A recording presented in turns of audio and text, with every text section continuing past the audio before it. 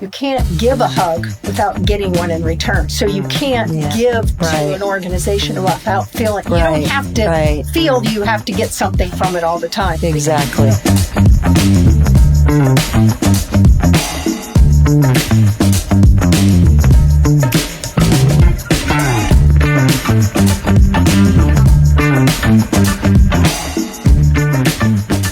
Hi, welcome to Still Serving Iowa Veterans. This is our inaugural show. I'm here with Darlene McMartin, and we are being sponsored by the Iowa Veterans Foundation, of which she and I are both board members. Darlene is one of the most revered and experienced veteran service officers and veterans advocates in the state of Iowa. So having Darlene join this show is going to be good for you, good for veterans, and we are here to discuss real issues for veterans, unfiltered. Hopefully, hi, Darlene. Getting some points across about different programs that Iowa has to offer. What is on the forefront of serving veterans, bringing in organizations that can help us get that information out to veterans. Our point is we want to make sure veterans know the resources, the referrals, the organizations that are available to them, what they're eligible for, and how to get there. Yes. Because if they don't know, we don't know, then how do you get benefits? How do you get services? How do you know what's out there and what resources they can access? Yeah, exactly. And the most important thing is that we're able to reach those veterans and start that conversation, because we know there's a lot of veterans out there who are not making the connection to get the services, the benefits that they've earned. Or if they've applied, say they applied 20 years ago and they got benefits, they've never gone back. Exactly. And they've never requested an increase or looked at different programs that might be out there. Yep. The issue is the VA changes. Programs change constantly. And so you have to have your finger on what benefits have increased, what programs, everything, education benefits, the new PACT Act, the caregiver program, all of the things that have changed recently at the VA level. We want to get that information out to the veterans so that they understand those changes. And a lot of times, Darlene, we know that a veteran might have an injury, say it's on one side of the body, but because of that injury, it causes the other side of the body to, and it's called exacerbating an injury, and the level of benefit for affecting both sides of the body is a bilateral benefit. So, and it makes a difference. It's an increase. It's an increase for them. But more importantly, we want to talk to veterans who are not being reached. That's our primary goal here, is to get this information out there. So if the veteran listens to us, just maybe something clicks with them. Right. And it causes them to go talk to somebody. We want to reach it at the county level. Yes. We want to reach it at the state level and the federal level, even at the city level. Yes. Because the state of Iowa has 99 counties and 99 different ways of doing certain things. Right. But federal benefits is everybody's eligible for, regardless where you live, how you live. Right. So you can go from one county to another county and be eligible for that same benefit. Right. So the county assistance, though, or the county benefits might be different. Right, I know. And another thing is sometimes, you might have a veteran who served for a short time. Maybe they weren't eligible based on active duty and having a accident, incident, or exposure on active duty, but they still have needs, right? Correct. So the resources that we're going to provide are going to help those veterans also find resources for their needs. Right. Because not every veteran is going to be service connected. Right. Not every veteran's going to be eligible for a VA pension, but they might be eligible for VA hospital care. Yeah. And that might help reduce down some of their income. They might be eligible for housing assistance. They might, fuel assistance, something. Glasses, hearing aids. Yeah. And if they don't sit down and they talk to somebody and have that nice conversation to say, okay, what can we help you with? Exactly. Where's the problem? What situation do we need to address, or where do we need to refer you to? Right.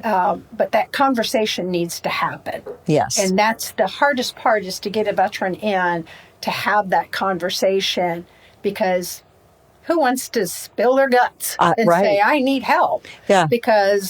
But that's what they need to do. They do, and it requires trust. Correct. It requires a great deal of trust, and that's going to be important going forward.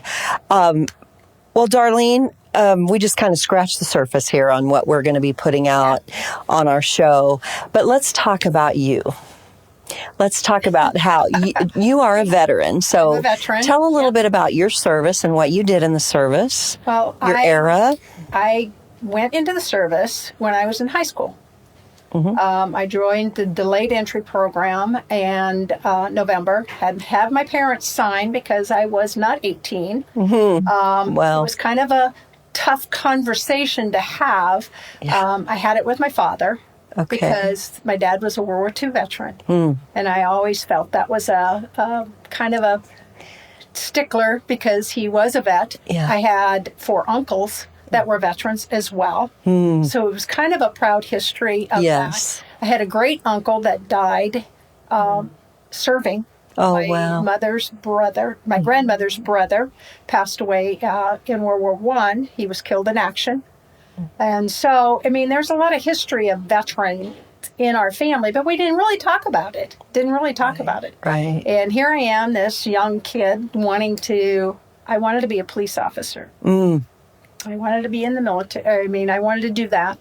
We lived on a farm. We were several of us in the family. Oh, how many? You have to tell, because that's such a great story. Oh, gosh, there were 13 of us at the time. My mother had 17 children in 20 years, but there were 13 of us. So there were 15 in the household. Wow. And every weekend there was always somebody else there. Friends of my brother's. Oh, sure. Family. It was just a house. And so we had that. And so you think, I met a recruiter when I was in high school. My guidance counselor, Dave Gardner, he's still out there in Minnesota somewhere, I believe, aren't you, Dave? But he was military and introduced me to the recruiter. They'd come to the school, and so I signed up. Yeah. And then I graduated high school in May of the next year. And a week later, I turned 18. Okay. And a week later, I left for the military. Wow. Went to Fort McClellan, Alabama. Wow. What a story. Yeah. And stayed there for basic training and military police training. And then transferred to Fort Huachuca, Arizona, and spent my time with a good bunch of people that I see almost every year. That's amazing. Yeah. Such a great camaraderie, group of friends, and you stay in contact. Yep. Yeah, we still stay in contact. We have a good bunch of people, and that's what that's why service organizations are important. When I got out, my husband and I both, he's also a Vietnam vet, and when we got out, he didn't join the Legion right away, but when I got out, I did. I was the first female to join the Legion post, and kept active with it. And we both have been active with the Legion in our little town. And it works out because we help veterans out. We do the parades every year. We help at the Memorial Day services at our local cemetery, help with funeral honors. And that's those service organizations. It's real important for veterans to connect that way. Yes. Find a common ground with other veterans and just make sure that they feel like they're welcomed back. And I know each era might not felt like they were welcomed back, but when you walk into a post or a group of other veterans, you have that connection. connection, that You have camaraderie, connection. and that. And you may not talk about your military Right, service. right. You just, it's And a lot of times veterans don't. They don't. unspoken. My dad never talked about Yeah. his until my son one year interviewed him Oh. for a school project. Oh, how and fun. talked about Yeah. his service. And so we have that still on a cassette tape of my dad talking to my son. That's beautiful.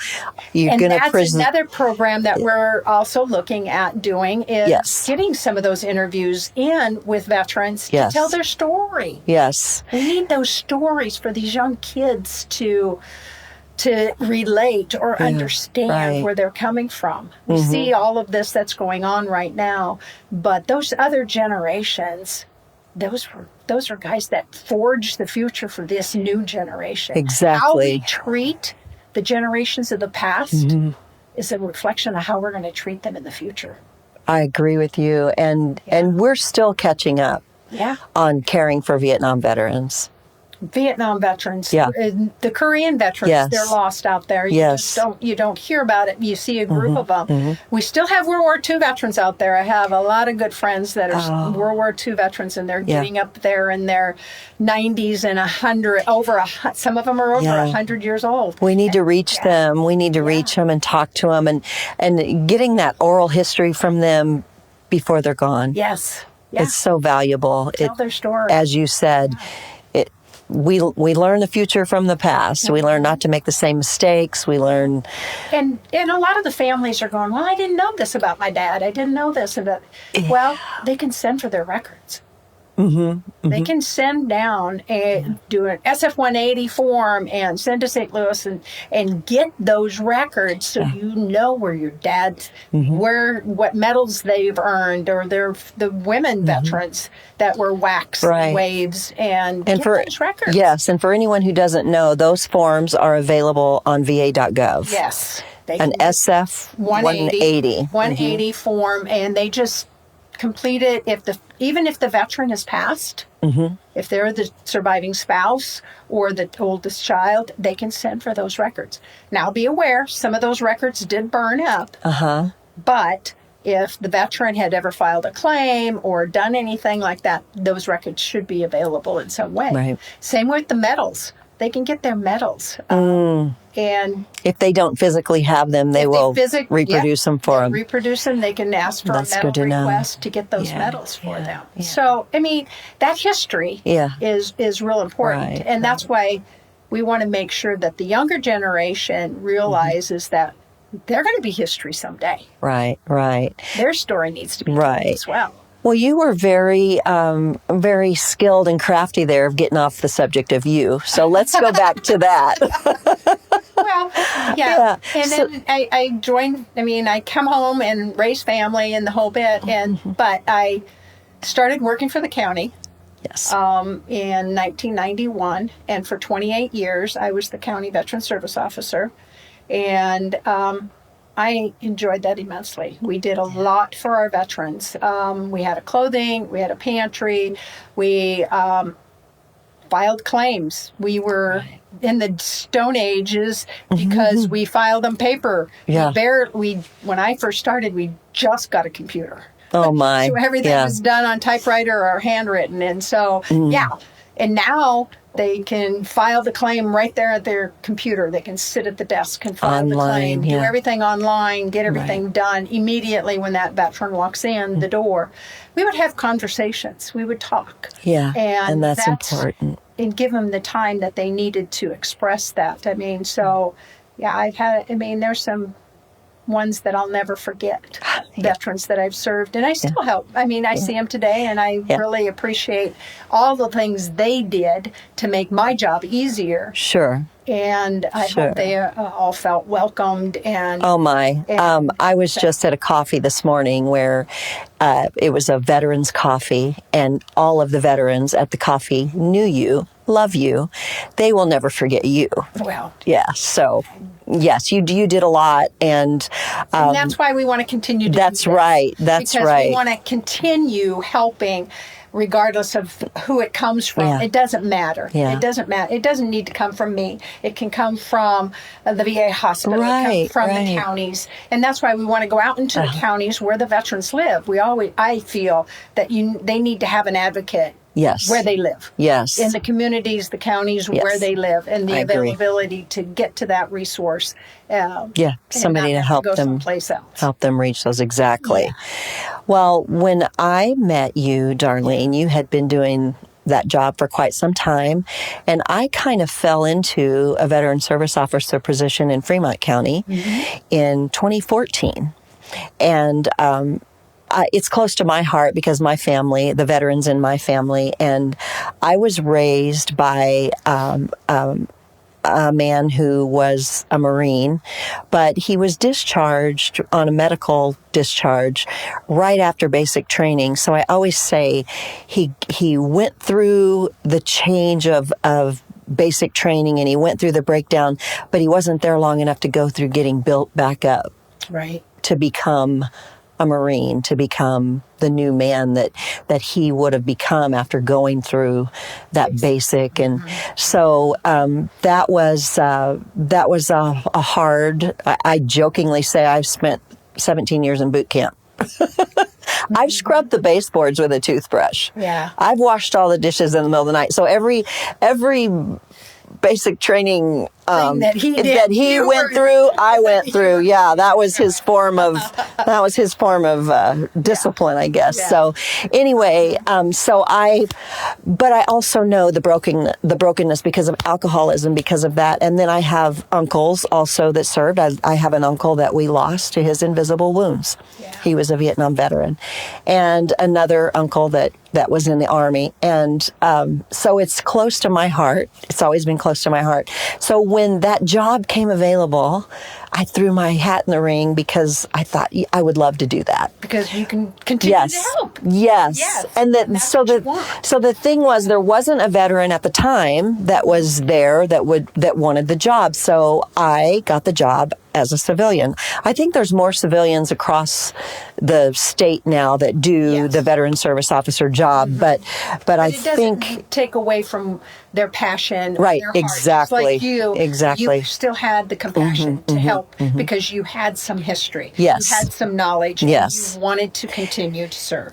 You know what I had was a lot of commonality with them because of what I had been through in my childhood with an alcoholic parent. So that gave me a way to have compassion and understanding, especially empathy. For the veterans that came with PTSD. You know, I was able to have that empathy and had some very, very good conversations. I guess, you know, you're venting, you're sharing, and then being able to say, here's what you can do about it. Right. Let's fill out these forms. Let's do this. Resources. Yes. And here it is. For that many years, you lived in the community area, and so you knew what was available to them in those resources. Yes, it is. And I have to say thank you because you were my mentor. And still are in many ways. Off of each other. And that's what's nice about that. You got to find somebody out there that you can say, okay, now what do we do? Okay, I'm doing this, but this. Yeah. And that feedback is very, very important to the veteran even. They not, like you said, the trust, the respect. Yes. Them knowing that you really do care. Yes, exactly. Exactly.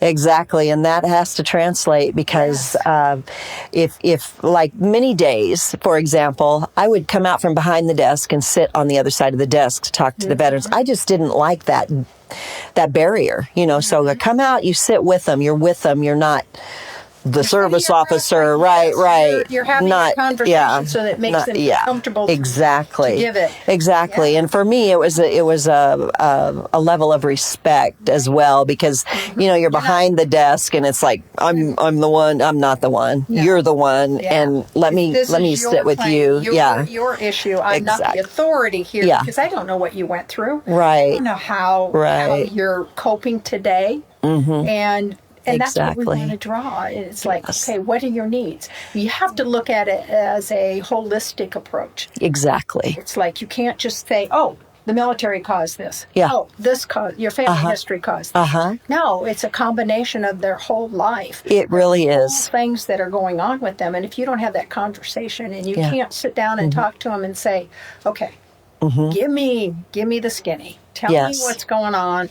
And I'm not going to solve it, but I can give you some suggestions or resources. Right. I'm not the fixer here. Right.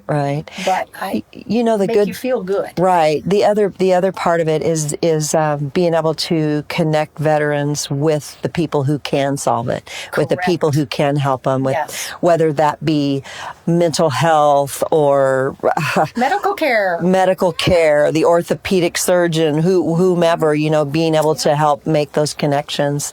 So, Darlene and I are here to help. We both feel very passionately about it. And although I was only there for 5 years, a veteran stepped up for the position in end of 2019, and I said, well, this is time for me to step down. And we ushered him in,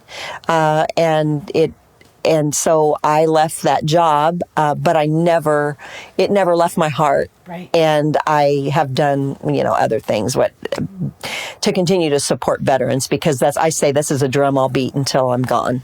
It just is. And that's kind of it. Once it's in your blood, you can't get rid of it. I retired. Yep. From the county job in 2019, but I continue to serve. I am also on the State Commission of Veterans Affairs, currently serving as the chair. Yes. I'm part of the Iowa Veterans Foundation, have been since forever. We took that over in 2017 and continued to serve at the Iowa Veterans Foundation. We're revamping what we're doing, and this is part of the revamp of the Iowa Veterans Foundation. We want to be able to get out there and get our face to veterans, get those resources out there. And this is one of the ways the foundation can do that. We have projects under the foundation as well. And we're doing a banner project, and we'll go into that at a later time. Yeah. And we'll give you more information on that because it's an awesome project to do. Yeah. If you go through these communities and you see these veteran banners posted throughout their main streets or whatever, Council Bluffs is going to get it too. So eventually we're going to have what they have and be able to get those veterans acknowledged in the best way possible. Yes. We made sure the Eagle projects were done. Every county or every town in Potawatomi County has an Eagle project. Yes, and you really spurred that on, Darlene. We pushed that. Yep. Yeah. A lot of help from the Board of Supervisors at the time. They funded part of that. And then each community, 14 towns, promoted that and got that done. And so that's one positive thing. Yeah, that's amazing. Yeah. And they're beautiful. They're beautiful. And they all beautiful. have a theme and a meaning. And that patriotism is not just local or inside of us. Yes. It's in the community. It's in the communities. It's in the communities. It is very apparent in the communities. Yes, indeed. It makes me think of Mr. Sorensen's Freedom Rock project too, the Freedom Rocks that are all over Iowa. And they're also in every county. Yeah. Oakland, Iowa has the Freedom Rock and has a beautiful monument to depict veterans that we've lost. And that's the other one that we want to try and do is to honor those Iowans that we have lost. Yes. And make sure that we say their name. Yes, we say their name. Say their name, give them all the credit and their families. And their families, yes. To support and resources that they're out there. And we can bring that to them. I mean, we have connections. We have individuals that are willing to come in and say, what can we do to help you out? The Gold Star mothers, the Gold Star families, the Blue Star, the mothers that are having their children go off right now in Afghanistan and Iraq and are still serving today. So it's a broad spectrum yes, of it is things a very that we want broad. to cover. Yes, it is. And feedback from the community. Yes. What do you want to hear? What do you want to know about? Yeah, we want to take all of that into consideration. Speaking of which, last week, Darlene and I went to Veterans Day on the Hill. Oh, yeah. And it was a beautiful ceremony, as it is this time of year. Every year there's a beautiful ceremony that honors veterans on the Hill. And Darlene was there representing the State Commission. She is the chair of the State Commission, as she mentioned, and gave a beautiful speech. And we will also be putting that speech up on our Facebook page and our landing page as they develop. But we will have a Facebook page that'll be called Still Serving Iowa Veterans. And we will also be, our title sponsor being the Iowa Veterans Foundation. They will also be mentioned on there. So look for that. I think it's up. So go find that on Facebook. We're going to be launching all of this information and posts, and I think we'll probably be posting sooner than later, honoring some of Iowa's fallen soldiers. And if you as a family member have someone that you want to be honored, send that to us. Yeah, you can send it in the messenger on that Facebook page, and we'll get it, and we'll work it into the rotation of what we're going to post and who's going to be up there. We want to honor everyone. So if you know someone or you have someone in your family, please send us that information, because we definitely want to honor them, and hopefully as we go forward, we'll be putting out more information and more resources for those who lost a loved one to service to the country. So, because the state of Iowa has a wonderful survivor outreach program, and we want to make sure that the survivors and the families know that they're able to pull in those resources and go to those functions and things, and connected to other family members. Yes, that support, that mutual support of, not everyone in the community is going to know what you go through when you've lost a loved one to service, but to having those other people who've experienced the same thing around you, it's a support, and we definitely want to be a vehicle to connect people to each other. We just want to make sure that the resources are out there. So if you've never had a chance to go to one of those programs, this might be an opportunity. Also, other programs, we talked to a young lady that's a women veterans groups. Yes. They're starting up all over the place. The state of Iowa's got one going, and we got the tri-state, clear across the state, they have a women's veterans group. So we're going to be bringing that, an interview from her, from one of the organizers of that. And it's all ages we want to connect them from the current Iraqi veterans to the World War II veterans. And regardless if they're military service, regardless of how long they were in, how short they were in, they all have some connection somehow. That we want to make sure that they feel welcome. That's our thing. We want everyone to feel welcome, and their military service count. It counts. And it's necessary for what we're doing today to protect our freedoms, to protect our country. I know we have conflict going on right now, but that's not what we're into. We're into providing resources and information out there, and bringing that to us. I talked to a young lady that served that works for the Red Cross, and nobody really, the Red Cross is kind of a organization that you think, fires, floods, emergency assistance, but they help with veterans, not military. And so if the military needs to be contacted, they're overseas by a family emergency, the Red Cross is the agency. That's who does it. That's who does it. And so how that connection happens. And so we want to bring that person to have a nice conversation with them. How can they help in those situations? Because we have a lot of military that are still serving. Right. And just maybe we'll inspire somebody to get involved in the Red Cross. That's exactly and help, right? And getting veterans inspired to join a service organization, not just because they think, oh, what do we do? What do we do? It used to be softball and the Legion, and it used to be baseball or whatever. But you don't realize just being a part of a group makes a difference.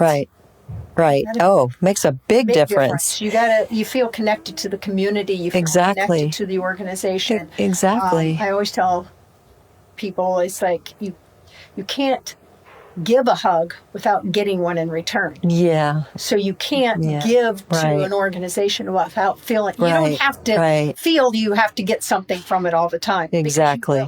It just naturally come back to you. Yeah. When we do funeral honors, it's everybody's like, oh, that's just your role.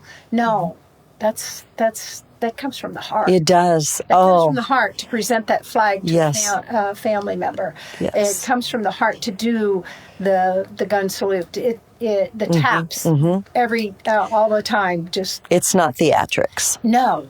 It's a calling. It's a feeling that you get from doing those things because it matters to somebody. Right. It matters to somebody. It matters to that fallen family. It matters. And so that's what we want to do. This matters. Yes. Because this is a resource. We're not getting into the details of how to do this or that. It's how those feelings and how those resources are going to be out there to help them out. Right. That's what other people's job is. We want you to point you to the expert. Yes. We want to get you to that expert. Exactly. Because we don't know it. I don't know it all. I learn every day. The rules change every day. Exactly. So we've both been out of it for a while, and things are all different, right? Totally different. Yeah. The details are different. Yeah.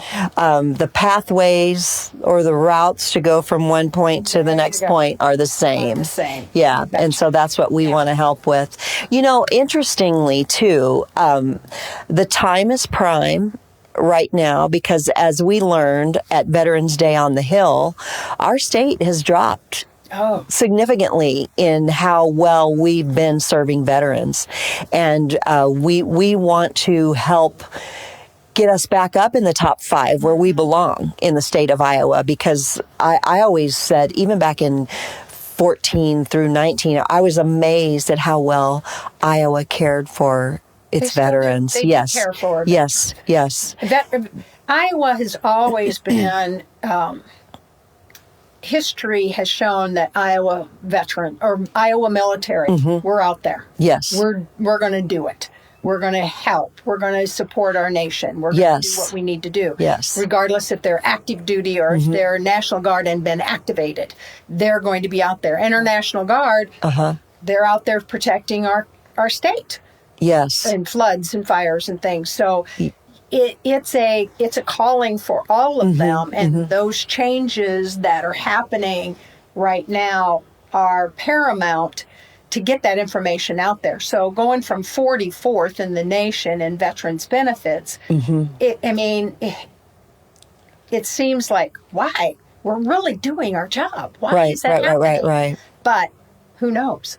Yeah. We don't know. But 33% of the veterans that are here are talking to somebody. They're not. Yes, and that's the one important thing that we want to get out there. That you need to talk to your county veteran service officers. You do. You need to talk to your veteran service organization service officers. Talk to somebody. Because somebody's out there. They've got them at the VA hospitals, and they've got them. I mean, there's somebody out there that can point you in the right direction and have you. Like I said at the beginning, not everybody's going to be service connected. Not everybody's going to be eligible for pension, but they may be eligible for something. Right. And that might not be what they came in for. Exactly. And if they're not eligible for that, maybe there's other resources that they can be connected to. That's right. So, one important thing that I also want to mention is that there's not a lot of budget in the state budget to put out information about media. That's why we're trying to do this. Exactly. So we're launching on a statewide basis Yep. to serve the state of Iowa. But if you hear things about federal benefits and you're not in Iowa, and we hope that we'll have more followers out of state, but feel free to share everywhere. Feel free to it's the federal information is good for everybody in every state. Right. So although we are serving Iowa veterans, a lot of what we're going to put out there is going to be federal. It'll be for any that live in New York or even Arizona or whatever, they might be eligible for these services. Yeah. There's also other programs out there. There's PTSD programs that are all over the nation that veterans can go to if they need assistance. There's women veterans groups they have. Yes. I went on one in Pennsylvania one time, and it was awesome. We had women veterans coming from all over, and it was just a nice support group. That's great. We have the Women Veterans Memorial in Washington, D.C. that get if you're a female veteran, get registered. Put your story down there, because they need those they need to know. Yes. The family needs to know. They do. They do. And I'm a charter member. When it first started, I went and signed. I went on the inaugural of the opening of it. I was there in Washington, D.C. At their 5-year, I was there. At their 10-year, I was there. At their 15-year, I was there. The 20-year, I missed. But so, I mean, you got to go where you feel connected. Yeah. And if you don't feel connected, they're going to sit at home and you're just going to sit there. Right. You need to find that. Yeah. Find your calling. Find your niche. Find a group that you can really associate yourself with. Yeah. And that's a good thing. Yeah, it is a good thing. And Darlene, you've done so much, and you have supported so much so many Iowa veterans, not just limited to Pottawatomie County where you served for 28 years, but statewide and nationwide as well. You've always been such an active advocate, not just, I support veterans and give it lip service, but you actually do it. And I also know, I want to mention this about you because it fills my heart. I know you garden a lot and you do a lot of canning. And I know that when you have surplus in your garden, that you're taking that around to food banks. You're giving that to food banks that are willing to take fresh produce, and if they don't take it, you find somebody that needs it, and that's the kind of person you have in Darlene, and it's really a pleasure. And here on Still Serving Iowa Veterans, we're very lucky to have Darlene. So I thank you again for. I thank Carlene for allowing me to be a part of this, because she has the skill sets. I'm just talking. I just know how to talk, and we'll get through some of this stuff. We have as we go along, and it's a good feedback. Yeah, it is. It is.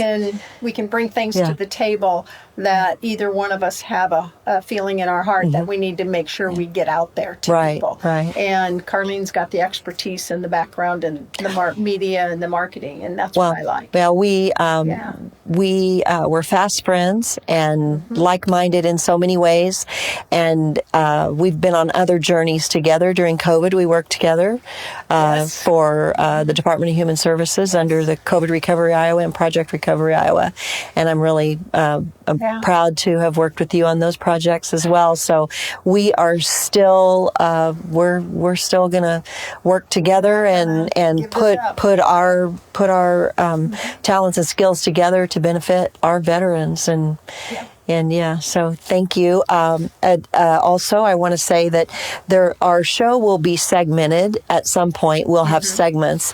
Every one of those segments will be sponsorable. So if you are a business owner and you have a good or a service that you want to market to veterans or veterans' families, this will be a really good place to do it, because we are going to very, very quickly be statewide, and we'll be cross-promoted on Pottawatomie County routes and Mills County routes, right here from our Council Bluffs location. But we hope to have a broad reach, and we want to invite you to come along and be a part of it. So, and we're able to remote. We're going to be expanding what our services are, that type of thing. So we're just kind of at the growing phase here. Yes. And we've got all these ideas of how we can really get out there and get this information across the state of Iowa. Yes. And so we'll be interviewing county veteran service officers, and so we will be bringing information to all the counties so that you know what sort of outreach projects or events are happening in certain, like, for example, the Clay County Veterans Parade is a great event. We'll be covering the state fair. The state fair. We'll be going out to the Wall That Heals. That's coming to Potawatomi County. Oh, yes. We'll be serving. We'll be a Memorial Day weekend. Memorial Day weekend. Yeah. And it's going to be in Manning, Iowa. I just saw. Oh, okay. On July 23rd. So it'll be expanding throughout the state. So we were very fortunate. We got to go to Washington D.C. Recently and saw it in person. And you know, we should thank Canesville Riders Honor Guard because they're the ones that took us. We had 3 days.